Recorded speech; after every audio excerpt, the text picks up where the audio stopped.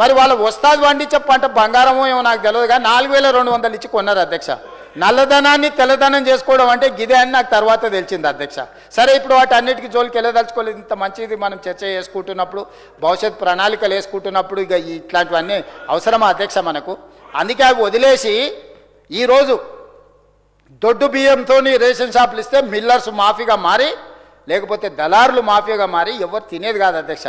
ఉచితంగా మనం 6 కిలోలు ఇస్తే 10-11 రూపాయలు మళ్ళీ అదే కొనుక్కొని ఇట్లా చుట్టూతో గోల్ గోల్ తిప్పేది, సైక్లింగ్ చేసేది అధ్యక్ష. ఇవాళ మేము ఆలోచన చేసి పండించే రైతుకు గిట్టుబాటు ధరనే కాదు బోనస్ ఇవ్వాలి.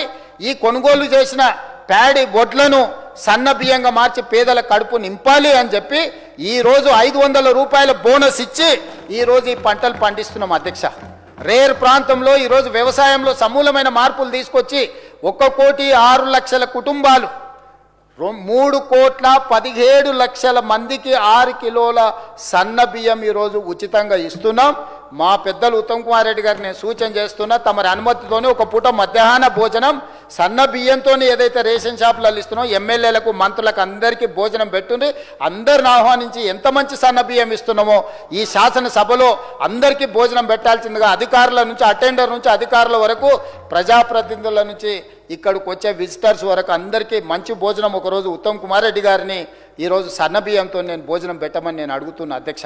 ఎందుకంటే ఈ ప్రభుత్వం తీసుకొస్తున్న విధానాలు, వాటి ఫలితాలు వీళ్ళ కనువిప్పు కలిగించడానికని సభలో ప్రదర్శించాల్సిన అవసరం ఉంది అధ్యక్ష.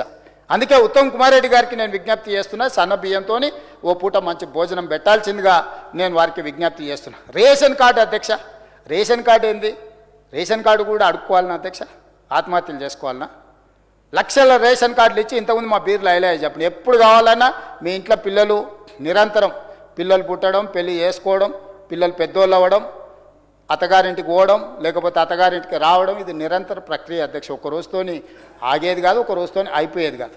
అందుకే లక్షలాది రేషన్ కార్డులు ఇవ్వడమే కాకుండా, ఇచ్చిన రేషన్ కార్డులకు సన్నబియ్యం ఇవ్వడమే కాకుండా, ఆ పేదలకు ఇండ్లు కట్టుకోవడానికి అవకాశం ఇచ్చి దాంట్లో ఉచితంగా కరెంట్ ఇచ్చి ఈరోజు ప్రణాళికలన్నీ సిద్ధం చేస్తున్నాం రేర్ ఏరియాల అగ్రికల్చర్ని.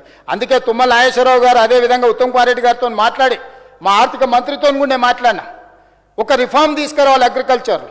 ఈరోజు ప్రపంచంలో ఆర్గానిక్ ఫుడ్కి డిమాండ్ పెరిగింది, వెజిటబుల్స్కి డిమాండ్ పెరిగింది, పోల్ట్రీకి డిమాండ్ పెరిగింది, ఈరోజు చికెన్ మటన్ లాంటి వాటికి డిమాండ్ పెరిగింది, కమర్షియల్ క్రాప్స్కి ఈరోజు ప్రపంచంలో డిమాండ్ ఉంది.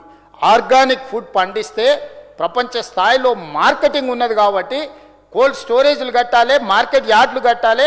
ఈరోజు ప్రపంచంలో నుంచి కొనుగోలు చేసే వాళ్ళు ఇక్కడికి రావడానికి అవసరమైన అన్ని ఏర్పాట్లు చేయండి అని చెప్పి రేర్లో ఈరోజు మనం పాలసీ తీసుకొని వచ్చినాం అధ్యక్ష.